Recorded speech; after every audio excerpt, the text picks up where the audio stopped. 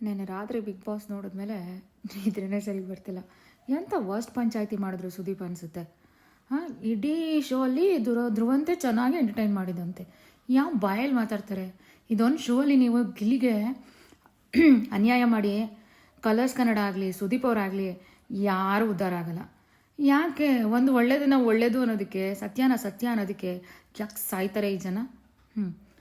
ನನಗಂತೂ ಇವ್ರು ಬಹುಮಾನ ಕೊಟ್ಟಿಲ್ಲ ಅಂದ್ರೂ ಪರವಾಗಿಲ್ಲ. ಈ ಕಲರ್ಸ್ ಕನ್ನಡ ಏನು 50 ಲಕ್ಷ, ಈಗ 50 ಲಕ್ಷಕ್ಕೆ ಏನು ಬೆಲೆ ಇದೆ? ಅವನು ಗಿಲ್ಲಿ ಎಷ್ಟೋ ಕೋಟಿ ಜನದ ಮನಸ್ಸು ಗೆದ್ದಿದ್ದಾನೆ. ನಾವೆಲ್ಲರೂ 1 ರೂಪಾಯಿ ಅಂತ ಅವ್ನಿಗೆ ಹಾಕ್ಬಿಟ್ರು ಅವ್ನು ಎಷ್ಟೋ ಕೋಟ್ಯಾಧಿಪತಿ ಆಗೋಗ್ತಾರೆ. ಇವ್ರು ಕೂಡ 50 ಲಕ್ಷಕ್ಕೇನೆ ಗಿಲ್ಲಿ ಅಲ್ಲ, ಗಿಲ್ಲಿ ಎಷ್ಟೊಂದು ಜನದ ಮನಸ್ಸು ಗೆದ್ದಿದ್ದಾನೆ. ವರ್ಸ್ಟ್ ಶೋ ನೆನ್ನೆ ನಾವು ನೋಡಿದ್ದು.